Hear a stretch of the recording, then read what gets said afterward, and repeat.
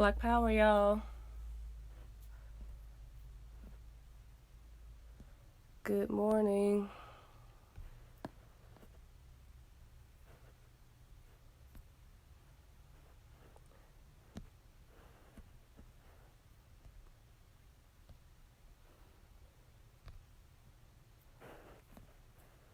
How y'all doing this morning? I still can't pin it. Yes, I can. Black Power, y'all. Y'all come on in the room. Once y'all in the room, please share the video. Black Power, Gigi. Let's see. Black Power, y'all. Make sure you share the video. Make sure you share it in all your groups. Make sure you share it on all your social media platforms. If you're like me, you got multiple pages, share it on all your pages. We're trying to make sure this political education gets out there.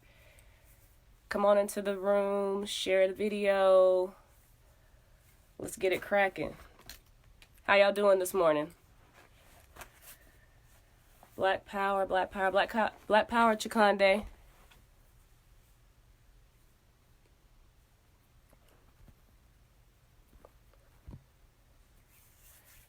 All right, y'all. We're going to give it a minute. And then we're going to get it started. We are going to be continuing on our journey with Revolutionary Suicide by Huey P. Newton. We will be discussing chapters 18 through 20 today. And there's a lot of good information in these chapters. So come on into the room, share the video.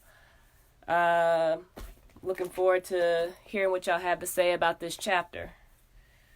Let me see if I can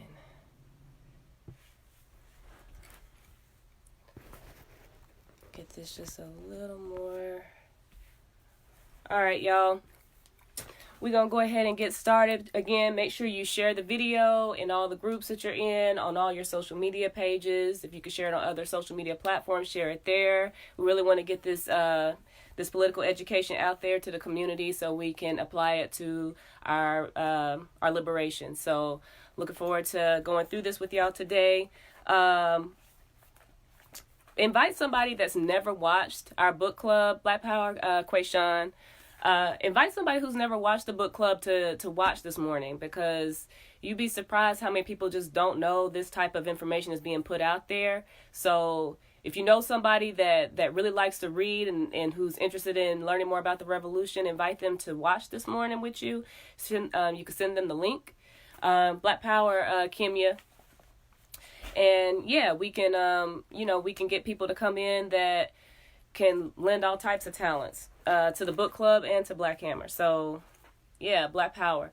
So just as a reminder, the book club serves as a fundraiser. So if you've never donated, or if you'd like to donate, you can send donations to $BH Book Club. You can send donations there on Cash App. The link should be pinned where you can it'll show you where you can donate to the GoFundMe, which is www.gofundme.com/blackhammer.org. You can also go to our website, www.blackhammer.org/donate and donate there. Or you can do it at the Cash App, which is $BH Book Club all together, and you could donate there. So donations are definitely welcome. We're going to start out this morning asking what's on your bookshelf. So hashtag what's on your bookshelf, what you're reading. It may be something down the line that we can put on our book list and we can read and dissect, for our book club. So drop those in the comments. Also hashtag share when you shared it, and we're gonna get it crack-a-lacking. All right. So do your hashtag, what's on your bookshelf, and we'll kind of talk about that when we get to the break, or when we kind of are between chapters. And we're going to start out with chapter 18, where Huey's talking about Eldridge Cleaver. So in 1967, is when Bobby Seale and Huey meet Eldridge Cleaver. And we're on page 136. If you have the book and you can follow along. Also, the PDF, if somebody can post the PDF in the comment just in case somebody needs it or if somebody wants to get the PDF where they can follow along, let us know. We'll make sure that we get that for you. But in 1967, this is early 1967, Bobby Seale and Huey, they meet Eldridge Cleaver, and he hadn't too long been been released from prison. And Bobby Seale was already aware of who Eldridge Cleaver was, and I believe Huey was as well. They wanted to meet him because they had heard about, I guess, his case. They also had heard about the work that he had done for the community, and they were interested in organizing with him. So they actually met him at a radio show where he was being interviewed. And then after the interview, Huey and Eldridge Cleaver kind of fell into a discussion about, the party, just beliefs, ideologies, and things of that sort. So Huey actually describes their and I'm looking down because I took notes, so I want to make sure that I refer to everything I took care. I'm not all over the place. But he had Cleaver had past experience in the movement, and they talked with him about what he believed after that. Let me put my notes in my lap. That may be better. After talking with Cleaver initially about the party, because Huey runs by Eldridge Cleaver the 10-point program in the Black Panther Party, because he felt like already he'd be an asset to the party. During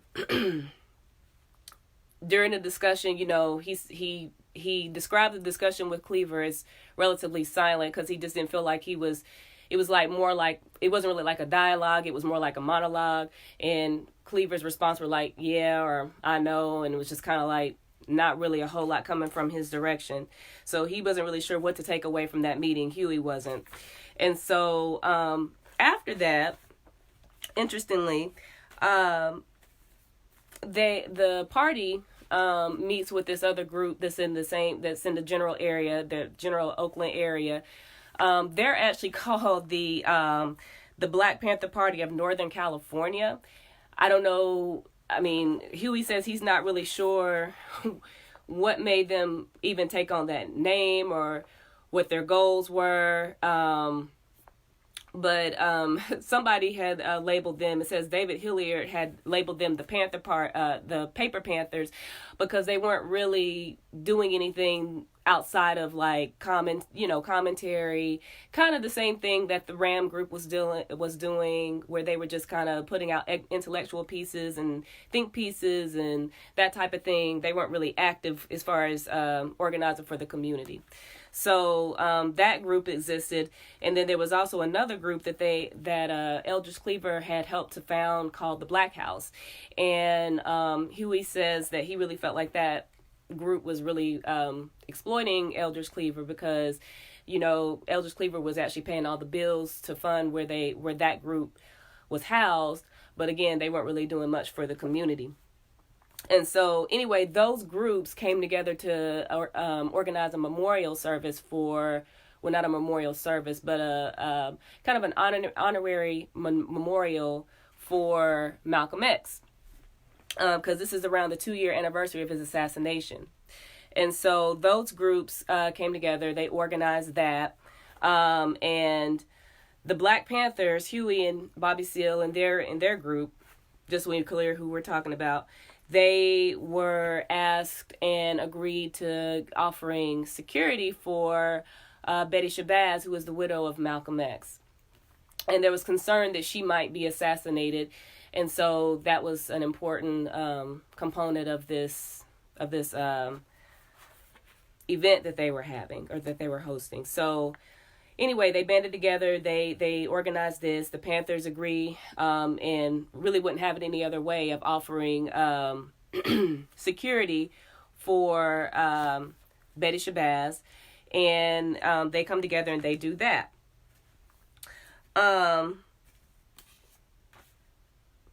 Let's see. Before they get there, before this is all carried out, a reporter has an altercation with Huey prior to. I don't think that it was expected that Betty Shabazz would have the security that she had, especially without having to call on the pigs. Black Power Robert, without having to call on the pigs for any type of help or protection. She was able to get that protection from the community, and I don't think they were expecting that. So they escort her from the airport to the event. When they get there, there's a reporter there that tries to take a magazine from Huey, and Huey's like, he confronts the man, ends up punching the man in the face, which he deserved, and they continued to carry out the security efforts for Betty Shabazz throughout the event. So that was pretty powerful. Go ahead and start dropping your hashtag read that backs for this particular chapter. There's a lot of little interesting tidbits in this chapter, really, even aside from Eldridge Cleaver, even though that's what the chapter is regarding. But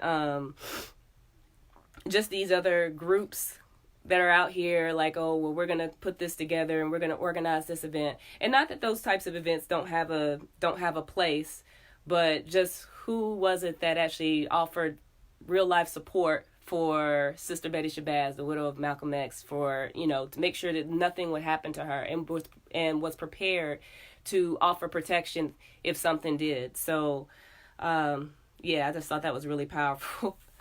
But hashtag read that back, put those in the comments so we can discuss here in a second. So with all that being said, this happened prior to the event. Then after the event, it looks like there was another incident that was taking place. The police were called. I guess they came out. They were disturbed by the fact that this event was going on and the level of security was present. Huey and the Panthers were prepared to defend. They had shotguns. The police came up like they was about to jump. They wasn't ready to jump. So, just the fact that they were able to say, hey, don't start, no one be nothing. But, they're ready to pretty much defend. And, and essentially what was so powerful about that is they made a promise to Sister Betty that they were going to protect her, and they were able to deliver on that promise. So I thought that was really powerful in that. With all that being said, it was around this time that Eldridge Cleaver decided that he was ready to join the party. And he told Huey that on the way to the event, as they were riding to. He said he was ready to join. And one thing that stood out to me here was after they initially tried to recruit Eldridge Cleaver, Huey didn't continue to just like, are you ready to join? You're going to join today? He ran he said he ran the program down to Eldridge Cleaver. There was no immediate response given about whether he would join or not. And then after that, shortly after that, he didn't continue to push it.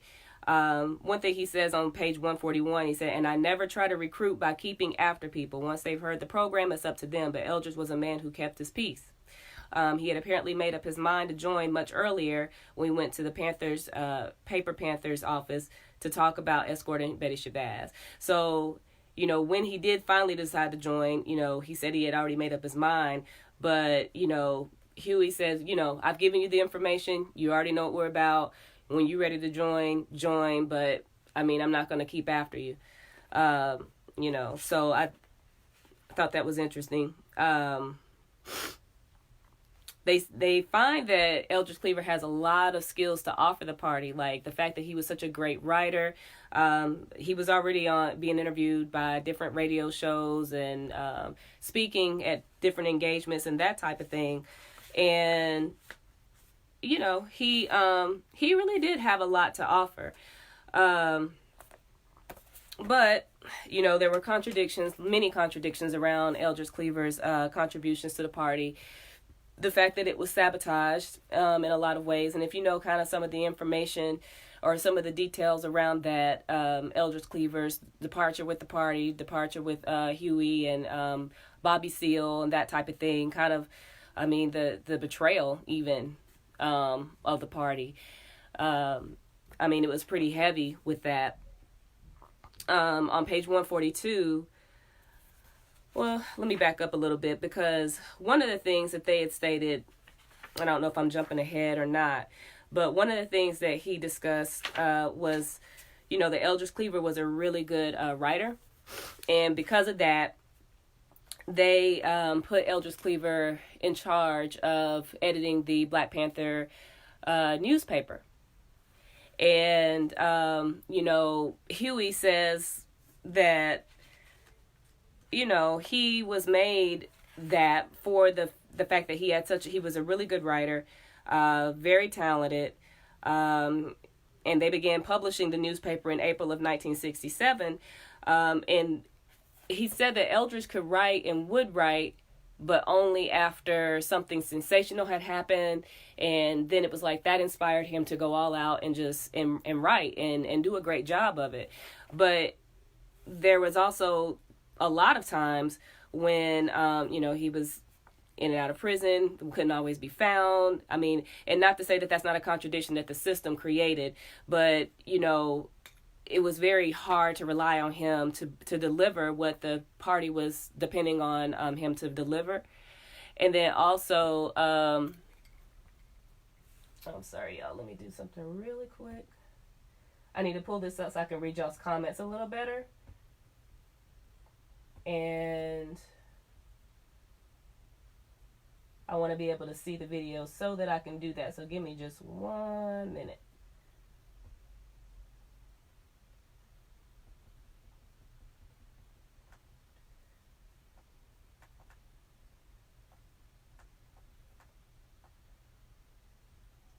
Sorry, y'all. I'm trying to pull up the video on my laptop. I forgot to do that when we first started. All right. Yeah, so hopefully I'll be able to see y'all's comments better. But he wasn't always able to deliver, and so the paper suffered as a result of that. He also refused to carry out certain programs of the party, talking to the youth as far as what the party's about, what we do. He refused to do that. He was just pretty much just non-cooperative as far as really just didn't unite or disunited with the party's ability to carry out the programs that the party sought to carry out in the community, which makes you think okay, so what really was his desire, his motive to join. But on page 142, Huey says I see now that Eldridge was not dedicated to helping Black people, but was in search of a strong manhood symbol. This was a common misconception at the time, that the party was searching for badges of masculinity. In fact, the reverse is true. The party acted as it did because we were men. Many failed to perceive the difference. As for Eldridge, at the stage of his life, he was probing for his own manhood. The party's uniforms, the guns, the street action, all added up to an image of strength. And so he left the organization for Afro-American unity and the Paper Panthers to join in late spring of 1967. And then there were some other things. Might read that back. I'm going to go over here in just a second because I think it's, I think it sums up the fact that they started that this chapter off with that. I think is really relevant. On page 143, it says that he never taught one class or attempted to organize any programs. He was always talking on radio and television before all sorts of groups that seemed more glamorous and exciting to him. So, you're not wanting to push forward this program into your community or actually do the... you really have to watch people. You really have to watch when people come into an organization stating that they're about the community and just really look and see what their actions say. And so, yeah, but he, so he did part with the organization. They really wanted him in because he really did have a lot of skill, a lot of talent, a lot of experience with organizing in the movement. He was just released from prison, an ex-convict, and we know a lot of us have so much that we can offer, and being incarcerated by the system can be a telltale sign of whether somebody has a lot to offer to the movement or not. And in this case with Eldridge Cleaver, because he had his own motives and really wanted to build himself up. He was really more of a detriment to the party than he was a help to the party.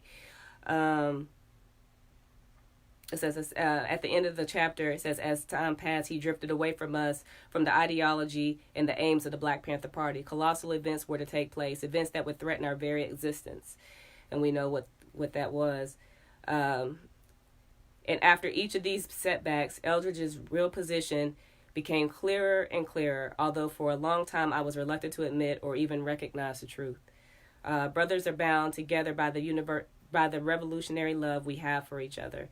A love forged through loyalty and trust is an element of the Black Panther Party that can never be destroyed, yet eventually Eldridge betrayed his love and commitment in ways I'd never believed possible.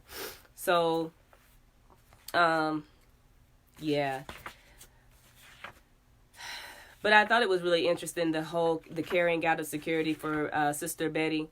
And, even though we were talking, this chapter is aimed at understanding Eldridge's contribution to the Black Panther Party and kind of alludes to how he ended. It doesn't really go into detail about all the betrayal and the things that were done to the party, the infiltration and all that. It doesn't really go into detail there with this chapter. I'm sure that he will later.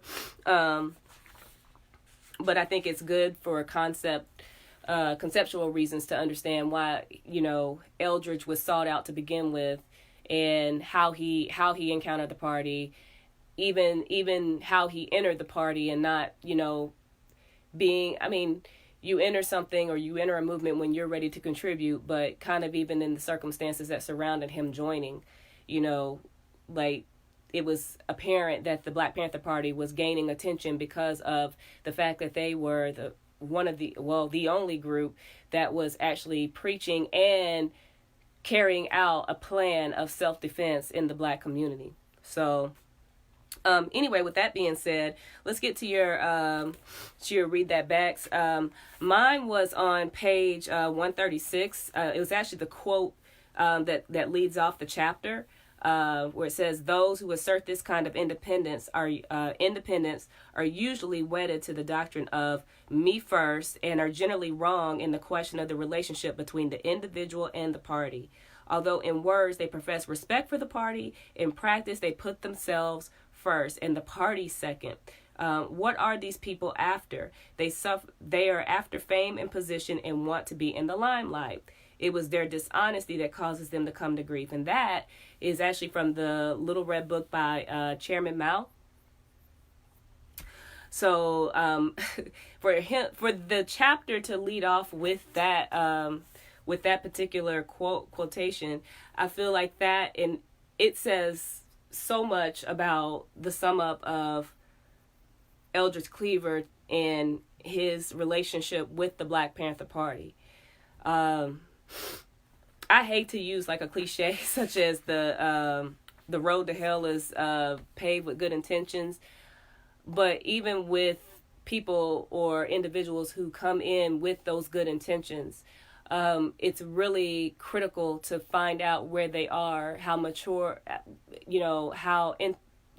don't even want to say just intellectually mature, but how revolutionary mature they are, because so many people come in with, as Huey was saying about manhood and why he suspects that Eldridge Cleaver came into the movement, in that, men looking for a sense of masculinity and, I can carry, and it is something so basic as, I can carry a gun. You mean I can carry a gun on my hip and I can, and this makes me feel like I can protect myself and protect my family, which for African and colonized people are looked at as threats for doing that. And so stripped of your bare basic rights to be able to defend yourself.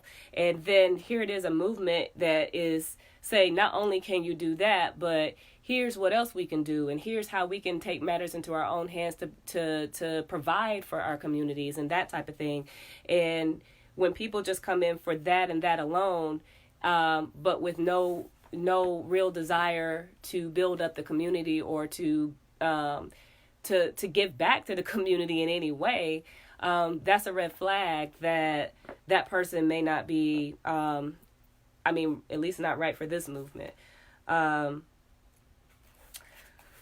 So let's get to your read that back and see what you guys thought. I'm really interested to see what you guys thought about. Let's see.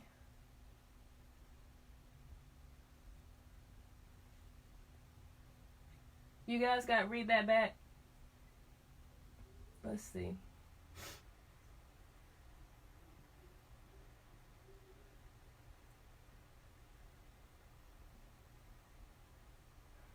Huey really read, let's see. Kimya says, Huey really read Eldridge with that quote heading the chapter. Read that back. Yes, he did, Kimya. Yes, he did. I think that sums up everything that needed to be said right there. Shamit says, he went from the Black Panther Party to the Black Liberation Army, ended up as a conservative Republican. Imagine that. Quayshawn says her read that back was on page 135. 130. Oh, we going back. Turns out they wanted us to form a peace force for them. Who are they to ask us? Why was Eldridge hanging out with these selfish, entitled white people? Oh, actually, it kind of makes sense. Right. Oh, I know what you're talking about. You're talking about when they were talking about the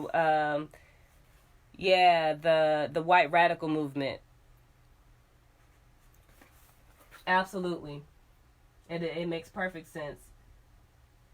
Black Power Valencia. Thanks for sharing, Robert. All right, let me scroll back down because Gigi had something. Gigi says, it's important to mention what people who are interested always ask questions, do criticism, and accept criticism, which he didn't. And I totally agree with that. Hold on. I'm trying to see what else. I'm trying to scroll down more. Okay. They should have paid a little more attention to that, because yes, he had the skills, but it can also be dangerous and problematic to create dependency on his role when they weren't sure of his motives. Right. Or even, like I said, his motives from the beginning. What was his motives?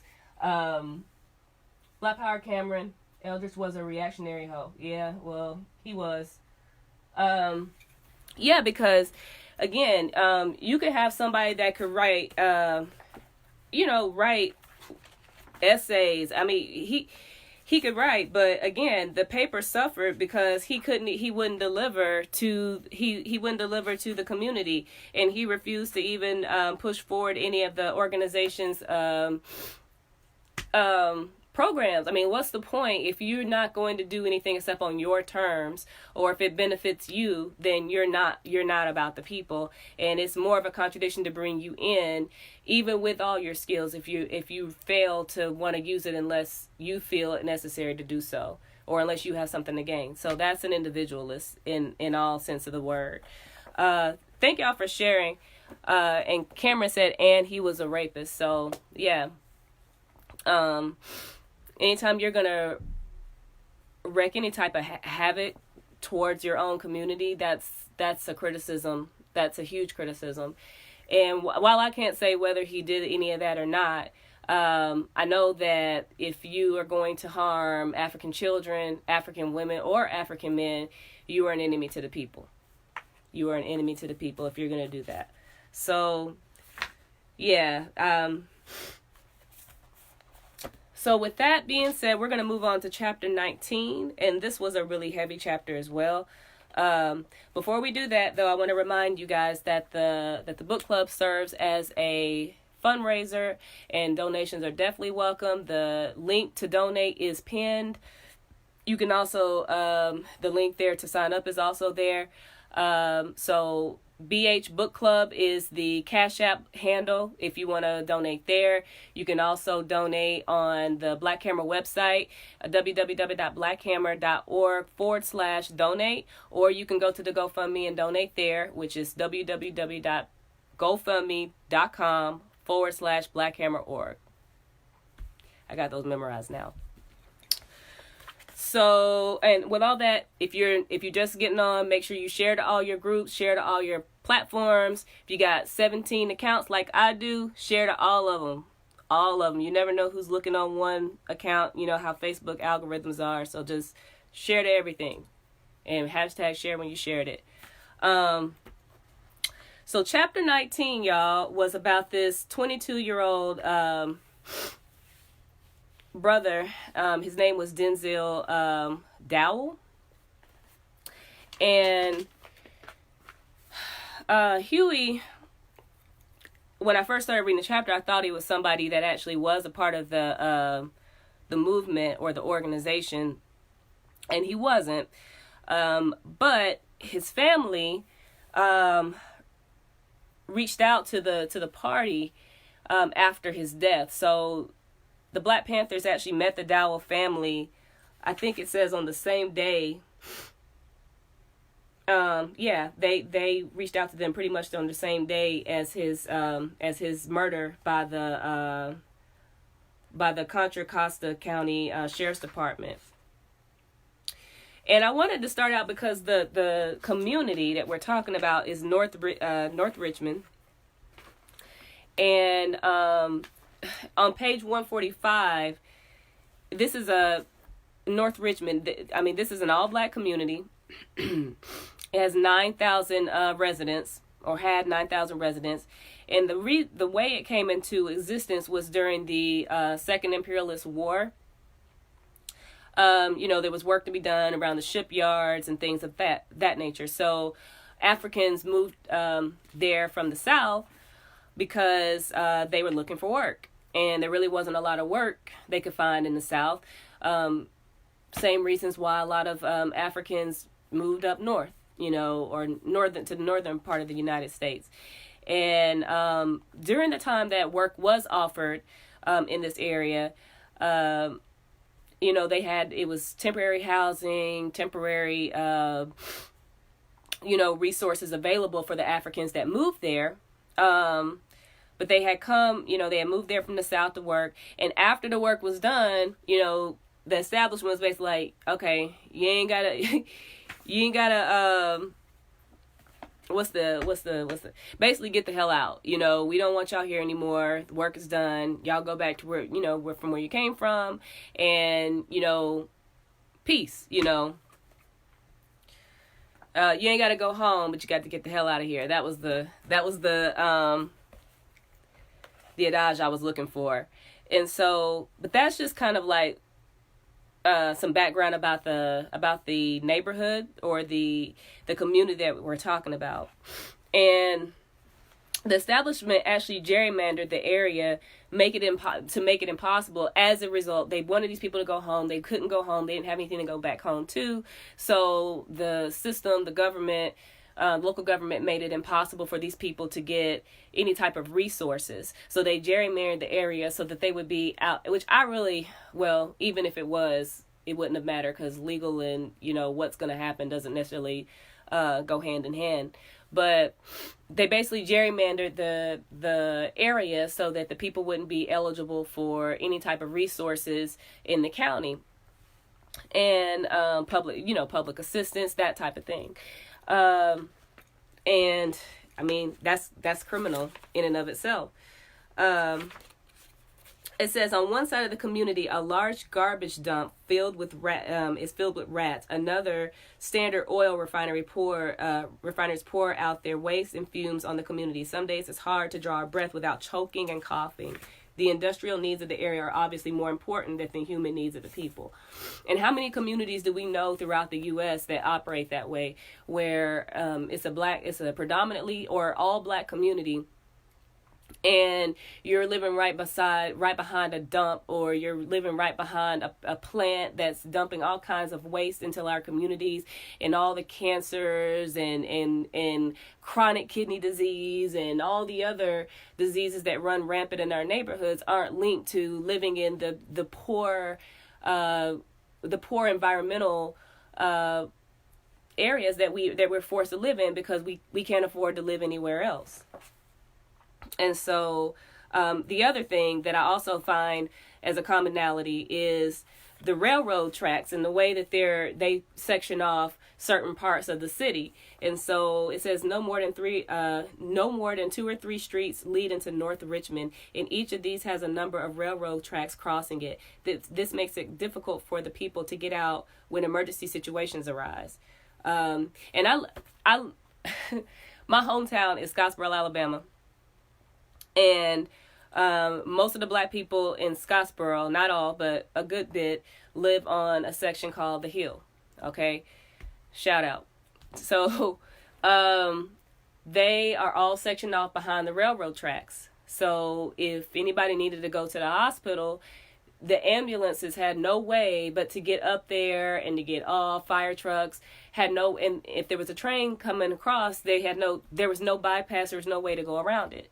So I've noticed that in a lot of cities or a lot of towns where there's a black community, then it usually is cut off or shut off through a railing system where they're isolated from the rest of the city if they should need anything. And there's no way to go any back streets to get around it, because you're gonna still run into the same railroad system. Either that, or you're gonna drive so far out that you're away from everything by the time you do reach a highway that you wouldn't be able to access anything any quicker. So that was just something that I recognized. Go ahead and drop your hashtag read that backs, because I really want to go into that. I don't know if y'all had any what's on your bookshelf. Anybody had anything that they were reading that they wanted us to look into, maybe add into our reading list. But if you do, drop that too. Something else that I found interesting was that half the population was under 19 years of age. And, if half the population, so they were saying that there were like 9,000 inhabitants. So that's somewhere between 4,000 and 5,000 people were under the age of 19. And Huey is saying that most of the youth that graduated were essentially illiterate, and basically had no chance to go anywhere in the community to get a real job or get a job where they could sustain themselves because of that fact, or because they were already marginalized from reaching any type of resources that could help them get out of that situation. So this is just the background of where this family is from. The family of Denzel Dowell was from. And so he was murdered on April 1st, 1967. And, of course, the pigs were saying it was justifiable homicide because he was running from a stolen car, and they had identified the car, and he got out and he ran, and so they shot and killed him, and they said it was justifiable. Yeah, so he was only 22. The party actually meets with Denzel's family, and then also Mark Comfort, who's not a Black Panther, but he was he had done some organizing for the Black community, and worked with the party some. So they're going to carry out their own investigation. The party decides they're going to carry out their own investigation because, of course, what do you think the pigs found? Of course, it was justifiable. They found it was legal to kill him in cold blood, and they had a reason to do it because he was running. So, they had a reason to do it, as always. But they began their investigation on page 147 when the pigs were carrying out their investigation. And, of course, they come up with a totally different findings than the police do. And then what they do with those findings is what I really wanted to get to. So So I wanted to read that back, but I wanted to let me go over what they were talking about in their findings. So it says, we read the police report. They rejected their police report. As they're going around collecting information, of course, they're, making sure that the community knows that they're trying to get to the bottom of what happened. Also trying to let people know they have a right to defend themselves. They visited the spot where the brother was killed, and they checked all the details with that. And the things that they even came up with, like the fact that, where he was running from should have been saturated with oil because it's an old oil. What was it? It was it was somewhere that he was running that if he was running, like they said they were, his shoes would have had oil all over it. Just things that didn't make sense in the police report. They refuted, and with, it was reasonable as to why they were refuting it. And then they point out, like on page 148, and this is my read that back. He said the same thing happened to little Bobby Hutton, to Fred Hampton and Mark Clark in Chicago, to the students in the Orangeburg and the Jackson State massacres in the South. It has happened to many thousands of unknown blacks. Even the high profile cases that we know of, that for each one of those, there's probably 1,000 more in the United States that have been carried out that we'll never even know about. It has happened to thousands of unknown blacks throughout the history of this country, poor and powerless victims whose families were too terrorized or weak to cry out against their oppressors. The police murder us outright and call it justifiable homicide. They always cook up a story, but simple investigation will expose their lies. And this is why we must disarm and control the police in our communities if we want to survive. So that was my read that back.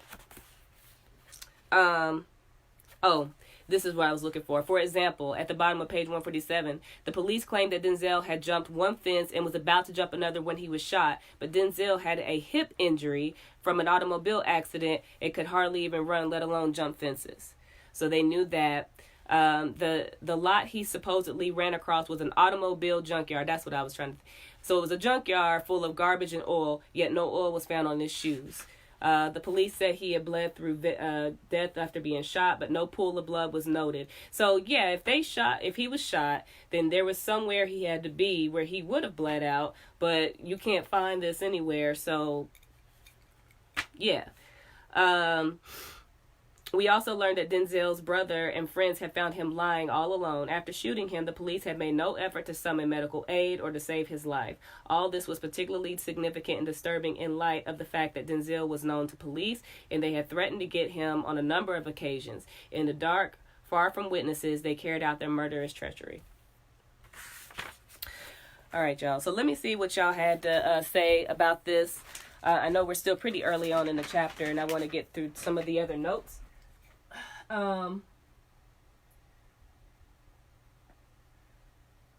Okay, so Kenya says, this shows again that when the oppressor cannot get his will through legal devices, he will act illegally. The family saw even more clearly that no established institution would deal justice in the death of their loved one. The police, scroll down. The policemen assigned to control us are not reasonable men. They are inhuman madmen with the black community as a place of aberrant behavior, and who therefore feel justified in killing us in the dark of night. Read that back. Yep, that was very powerful. Quayshawn says, that was my read that back because the same thing happened in my city recently to Antoine Rose, and that was an eerie reading and thinking of him. That's the other thing. The fact that we're seeing all these cases today, and I mean, many of us are millennials, some of us are not, and have been around longer to see even what was some of us may have even been living at the time that this was actually taking place. But this is not, there's nothing new under the sun. And these things that we're seeing where police are murdering and killing us and getting away with it, or receiving these extremely light sentences for it, even if they have, you can find nothing to say, oh, this person was a quote unquote criminal. These things have been taking place since we've been in the United States. There's nothing new under the sun. This didn't just start happening. It doesn't have anything specifically to do with who's in office, because this has always been a war field. This has always been a battle or a war field for us as African and colonized people. So, but this is something that continues, and this was a reaction. The Black Panther Party forming was in response to what has been happening to us. Malcolm X and his organization of Afro-American Unity was due to the way that African and colonized people are being treated in the United States. So these are programs that are set up so we can arm and defend ourselves. And then yet here it is, you have pigs that are doing this, and it continues. So Denzel Dowell was just many of the millions of people, of African and colonized people, who have been a victim of this monster that we know as the United States. Let me see if there's any more comments. Kimya says, it's still happening. This is not new. Police brutality has existed since the patty rollers. Yes, it has. So, to see that, that this was an opportunity for the Black Panther Party to roll out their program, and it worked, because even after this, they're going out here, they've done their investigation. Obviously their investigation is in direct contrast to what the county police found. That's something else that I want, that I hope that we as African and colonized people can remember, because I know with this most recent case, with the Amber Geiger case, and what we've seen, and how she got a 10-year sentence, and why so many of us were surprised by that. Or I can understand being angry about it. I don't understand why we are surprised by it, because this is not new. And the fact that Botham Jean didn't have a criminal record. I'm putting that in quotation marks, because we know that what they deem as criminal, we should question anyway, because of the means in which this country was erected in the first place. You are criminals, but their definition of law, he had no criminal record. He was in his own home, and yet this woman walks in, shoots and kills him, and she walks away getting 10 years. And do we really feel that there's even something to still talk about? We have to vote different people into office. We've been voting. Nothing has changed. These people are still going to murder and kill you whenever they feel is justifiable. And even if it is a mistake, even if it's something that they didn't mean to do, they will get away with it, because it's their land. They call the shots. What are we surprised about? Nothing new under the sun. I thought it was so powerful too that when they had the rally, when they were going out to discuss their findings with the community, their investigation disproved the official story. They had a community meeting to discuss the findings. I thought that was really powerful. They also used the opportunity to tell people that, they could carry their weapons and that they could protect themselves if needed. When they had this rally, they never went anywhere without their weapons on them, being in uniform, so that people, took them seriously. And they did take them seriously. The police would make a point to show up anytime they were somewhere and run away like the bitches that they were, excuse my language, when they realized that you're not just coming out here and going to mess with anybody that's defenseless this time. You're used to coming out here and pulling your guns on defenseless people and intimidating them into doing whatever you want them to do. And then here they are now ready to defend themselves, and then you run away like the bitches that you are. But not only did they do that, they also explain this to the community, like why they're carrying weapons. So not just seeing people with weapons and assuming this is why they're doing it. They're explaining to people we have a right to bear arms according to the Constitution. And it says, like at the bottom of page 148, it says, then a remarkable thing happened. One by one, many of the community members went home and got their guns and came to join us. Even one old sister of 70 years old was out there with her shotgun. I know my great-grandmother had a shotgun, and I know she wasn't afraid to use it.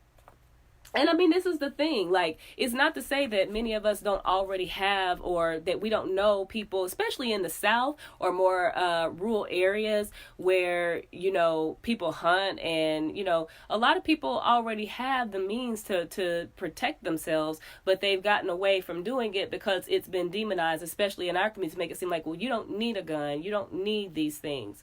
And I'm not a proponent for violence, but I'm a proponent for self-defense. Anyway, so the pigs, of course, they don't like this. And when they learned that there was another meeting that was being organized after the first one, of course, they go there to try to intimidate the people. But when they get up there and they see all these people with weapons and ready to defend themselves, then they ran away. So they had another meeting. We presented where they were presenting their findings. And again, the biggest thing that they're trying to do is to let people know what they're doing out in the community, what's happened with this family. They want to get this family's story out so that people know what's happened. And they want to also let them know what their findings were, is that, basically, hey, these pigs are lying. That's not what happened. This is what happened. And this is how we know this has happened. And when they, there was some, at this particular meeting, they were trying to basically talk about this. The family was advised to go to the county seat, which is in Martinez, and discuss this with the sheriff's department. And they did not expect to get anything from this meeting. But of course, the sheriff basically said, well, if you don't like what's happened, what we did was legal, essentially. And if you don't like what's happened, then you're going to need to go change the law, And then Kimya already mentioned, this shows us that the oppressor cannot get his will. He will act illegally. Yes, we've seen that time and time again. They make rules up as they go. Of course, they didn't, they refused to suspend the policeman that had killed Denzel. Again, they weren't expecting for that to happen, but it was more to let the community know this is where they stand. This is why we can't anticipate going to them and bringing up the wrongdoings that they do to our community and expect to get any type of justice. It said that the sheriff would not discuss the department policy about the shooting suspects, and he, if we wanted to change in our communities, he said we ought to go to Sacramento and petition the legislator to change the law. And he said, according to the law, even if Denzel was not armed, and he was not, no weapon was even found, reasonable cause existed to believe that he was in the act of committing a felony. Therefore, the officer had a right to kill him. Despite the evidence we had found, the sheriff said that this was the law, and if we did not like it, only the legislature could help us. Yeah, that's on page 150, by the way. And yeah, so I mean, again, this story has been told. This is 1967. Here we are 52 years later, and we still have the same thing playing out over and over and over again. And how many more times, how many more people will we have to see murdered in this monstrous, inhumane, psychopathic way before we understand what we're dealing with. The bottom of page 150, no official investigation was ever held in the actual death of Denzel. And of course, they feel like because we really have no real power, why are we going to investigate something like that? We did what we did, and that's the end of it. What are you niggers really going to do about it? Essentially, that's what they're telling us. I mean, it was just, and then even then they're saying it was the same old story. So they're used to seeing this carried out over and over again. So it's nothing new under the sun.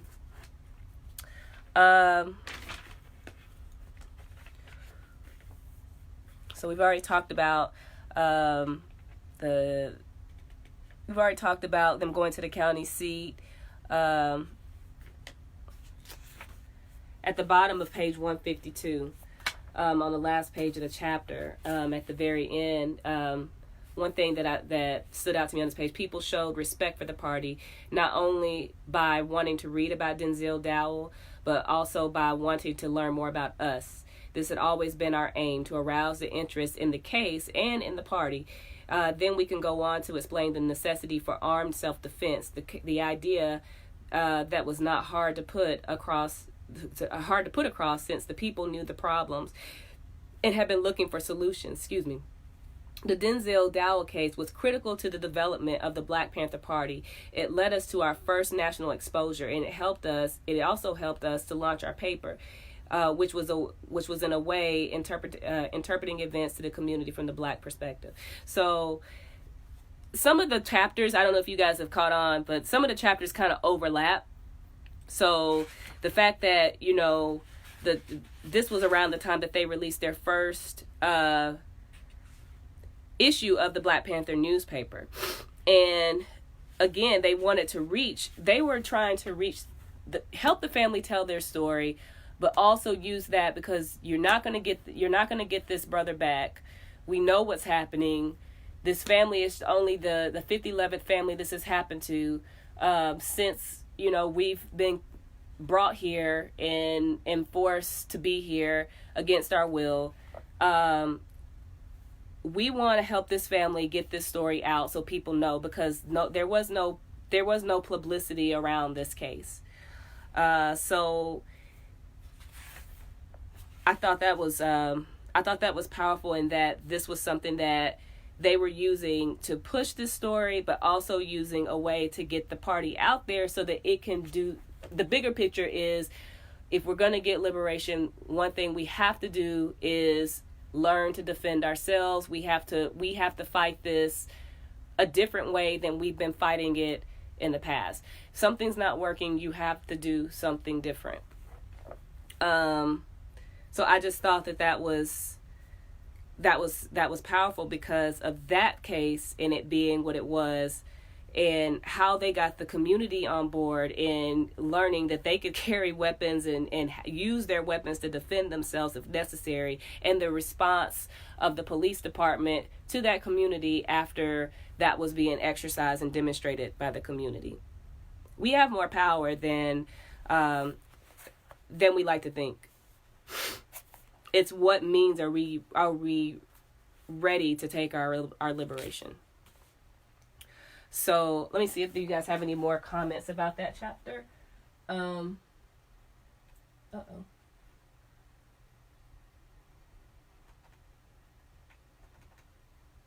Okay, so Black Power Kina. I hope I'm saying your name right. Stephanie Mitchell, when the oppressor cannot get his will, yes, he will act illegally. Absolutely.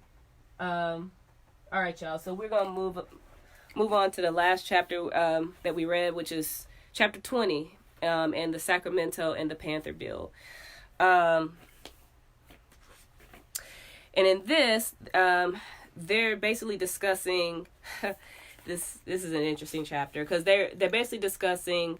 They were invited on a radio show to speak about the program and the Black Panther Party and what they've been doing, because they're basically getting lots of attention since they're out there in the community and people are learning who the Black Panthers are. And so they get invited to appear on a radio show in Oakland, where people are able to call in and ask them questions about the Black Panther Party and things like that. And of course, everybody that calls in is not in alignment or in agreement with what the Black Panther Party is about. Well, one of the callers was some prick named Donald Mulford. Donald Mulford. And he was a Republican state assemblyman from Piedmont, which is a white, wealthy area in suburb of Oakland. And it's on page 154, it reads that Mulford was so close to Oakland's power structure that his call could only mean he saw political profit in attacking the Black Panthers. He told us that he had planned to introduce a bill into the state legislature to make it illegal for us to patrol with our weapons. It was a bill. He said, that would get the Black Panthers. Mulford's call was a logical response of the system. We know how the system operated. If we use the laws in our own interest and against theirs, then the power structure would simply change the laws. Mulford was more than willing to be the agent of change. So that's where this all stemmed from. Was the law they were trying to press to get to disarm the Black Panthers in the Black community, and it was something in that I was reading. It made me think of something else I wanted to talk about. Get your read that backs ready. If you have them for this chapter, go ahead and drop them in the comment section, and we'll discuss them. That actually may have been my read that back. No, it's not. It's not. But that was an important part because, we wanted to know where this bill was coming from. And this is kind of foreshadowing what's going to happen later, with the infiltrating. Basically, things are getting turned up, more. Before, the Black Panthers weren't seen as so much as a threat, and now they were looked at or perceived as a threat. So immediately after this, the law is starting to be pushed. The newspapers are talking about the Panther Bill, what they're calling the Panther Bill, where they're trying to disarm the Black Panthers or any Black or radical group that carries weapons. They want to make it illegal for them to be able to patrol their communities. They want to continue to terrorize the communities on their. They want to be able to terrorize the communities without fear of any type of reprisal from the community to defend themselves. Go figure. One of the other things I wanted to talk about was when they were on the radio show, what kept coming up was point 7 of the What We Want, What We Believe of their 10-point program. Point 7, it was about the end of police brutality and the end of murdering Black people. And that was something that seemed to be the most confrontational that people that were calling in had with it. I mean, people were fine, I guess, as long as you can walk around and look scary. It's another thing if you're actually talking about using the weapons or actually using them against something that's terrorizing your community. I mean, really, go figure. And they use that to when people called them on that to explain why it was necessary to arm themselves against this type of terrorism, and that's war that's been declared out against us. Let's see. So we talked about Donald Mulford and where the law came from. So my read that back was on page 155. Where it says the legislature will probably tell them to go to the governor and the governor will point to Washington. So this is if, after they've already gone to the sheriff's like, oh, well, you need to go here. And now that they're at the legislature's like, oh, well, you need to go to the governor. And then the governor's going to point them. So it's basically like they're going to keep you running around in a circle as long as they can. There will be no change. You can go and ask them all you want to, stop killing us, please do this, please do that. They're not going to. Why would they abdicate any type of power they can enforce over you, and they don't have to. They're not going to. But it says, institutions work this way. A son is murdered by the police and nothing is done. The institution send the victim's family on a merry-go-round going from one agency to another until they wear out and give up. And this is in a very effective way to beat down poor and oppressed people who do not have the time to prosecute their cases. Time is money to poor people. To go to Sacramento means a loss of days pay, often a loss of a job. If this is a democracy, obviously it's a bourgeois democracy limited to the middle and upper class. Only they can afford to participate in it. And that's my read that back because first of all, we know that, yes, poor and oppressed people typically finding an attorney that will represent them for free is very hard to do. And even though the attorneys actually have I'm a mental health professional, so I know I have an ethical duty to do things pro bono and to fight for the vulnerable and the oppressed. But lawyers also have a duty to do so many cases pro bono. And these types of cases, I've rarely ever see attorneys that represent these types of people, these types of cases, in that they're able to have somebody to fight for them in that way. And when people take time off to go, they can't afford to because they have to work, or their job is not as forgiving or flexible to allow them time off to go and take care of these things. Not to mention they can't, people have to eat. You have to feed your family, and taking a day off, even if you're allowed to, you're going to suffer that 8 hours or that however many hours that you could have worked that day to feed your family. And so I thought that was pretty heavy in a way to perceive it. It doesn't surprise me, but it angers me when those of us in the African community can blame a poor and oppressed person in the African community for not fighting their case, when we realize that they don't have the financial resources to do that, nor do they have the support or the power backing to do that. And you blame them because you didn't fight the system. Well, why didn't you press charges, or why didn't you do this in order to make this happen if you really wanted this to happen?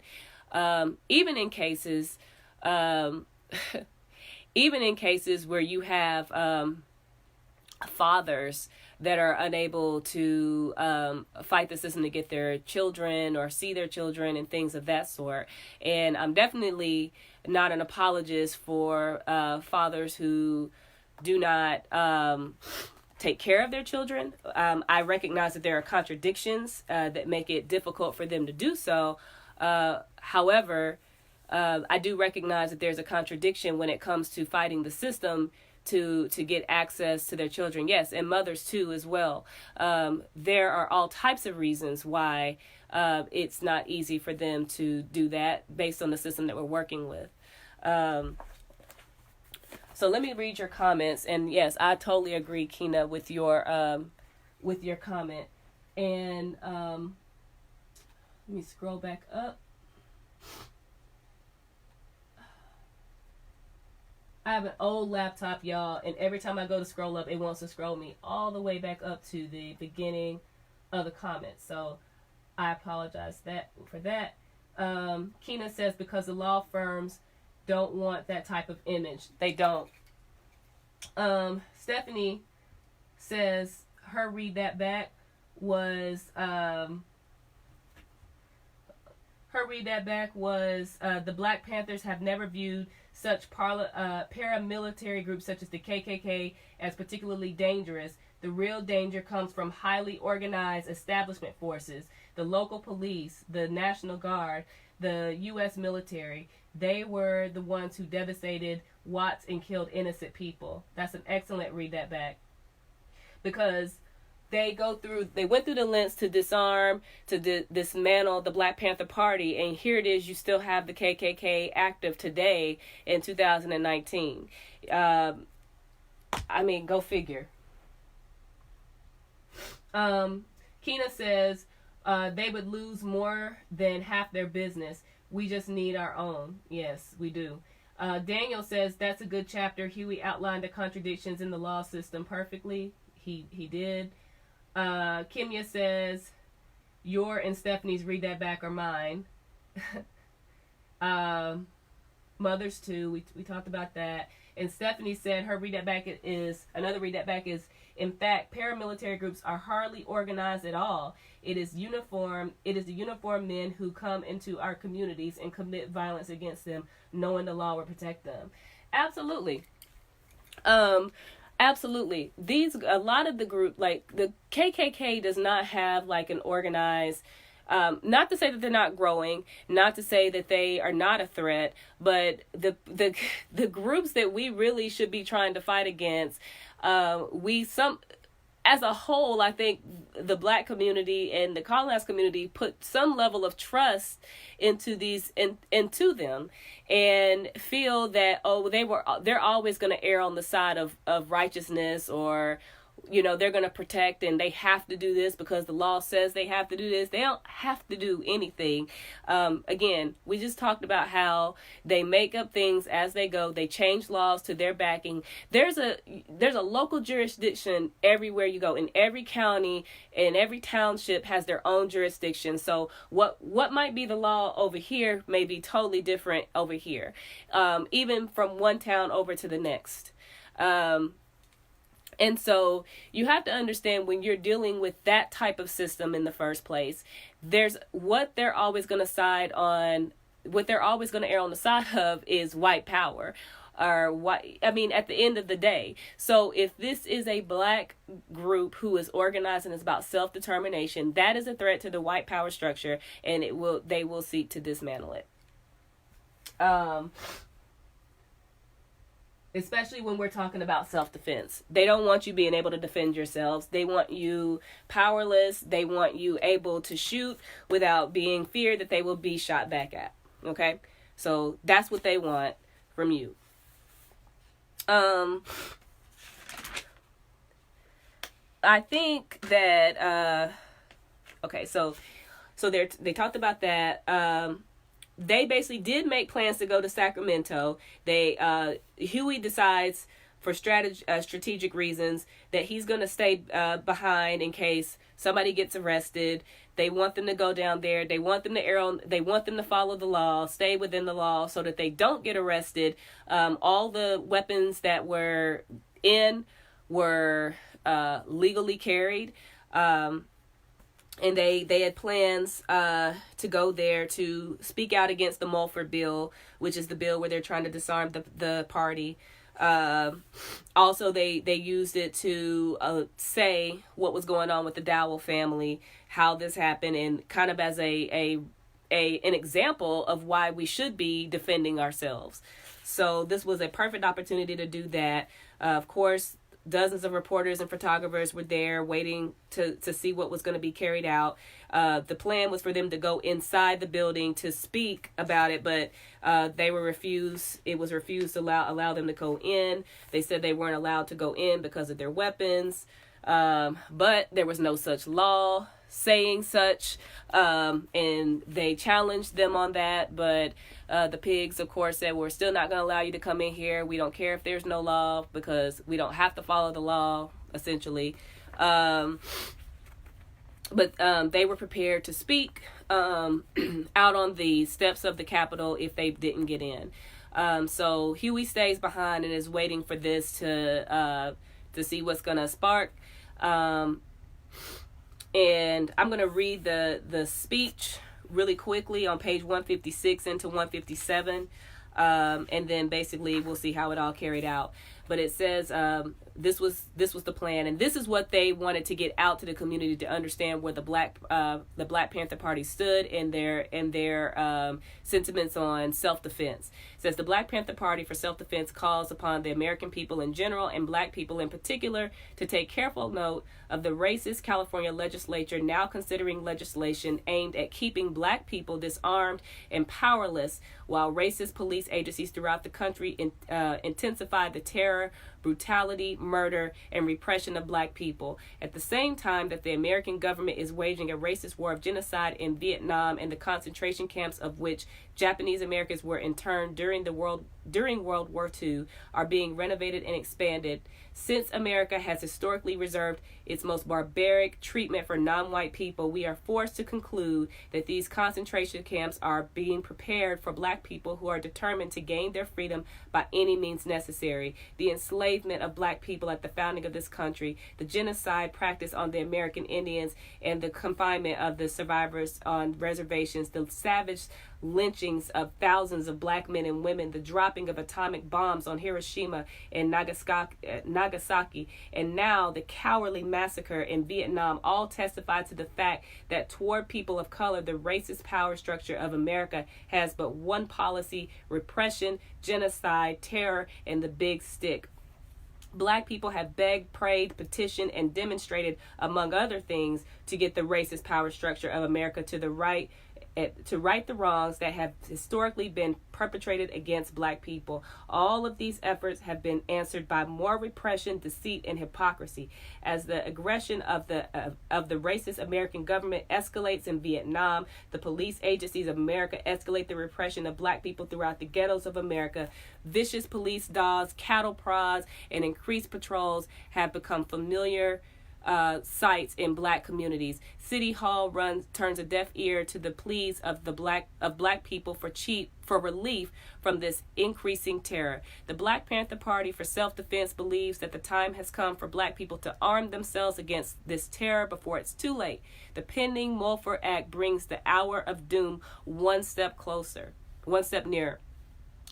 The people who have suffered so much for so long at the hands of a racist society must draw the line somewhere. We believe that the black communities of America must rise up as one man to halt the progression of a trend that leads inevitably to their total destruction. So this is what they plan to deliver at the Capitol. Basically they were planning to carry this out. Again, the plan was for them to act within the law. To do this, Huey was to stay behind. And then after that was actually carried out, they were still arrested they arrested Bobby for carrying a concealed weapon, even though it was legal and it wasn't even concealed. It was on his hip. But they still did it. Again, just another example that they're gonna do what they're gonna want to do. At the end of the day, some of the other brothers were charged with failing to remove the rounds from the chambers of their guns when they put the weapons in the back of the car. So, they were finding ways to arrest them. They did it.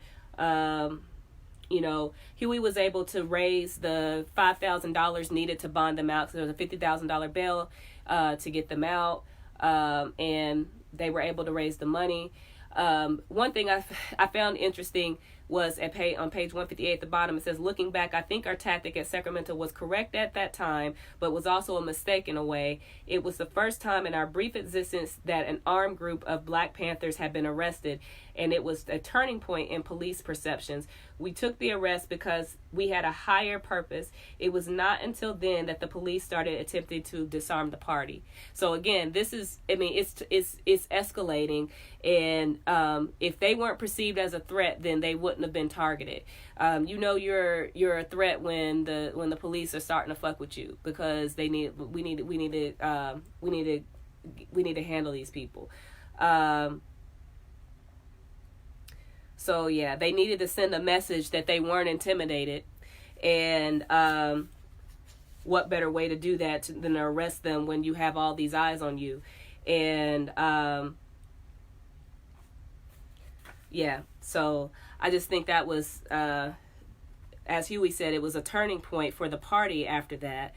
They got a lot of publicity after this event happened.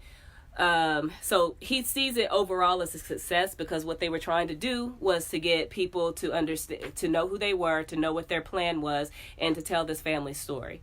At the end of the chapter, it says the Bay Area became more aware of the party, and soon we had more members than we could handle. From all across the country, calls came to us about establishing chapters and branches. We could hardly keep track of the requests. In a matter of months, we went from a small Bay Area group to a national organization, and we began moving to implement our 10-point program. So overall, that was the stepping stone for them to grow exponentially as a group, as an organization. So, yeah. So that was chapter 20, y'all. Let me see if you guys have any more comments.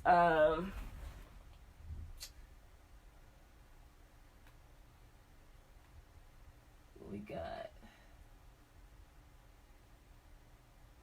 So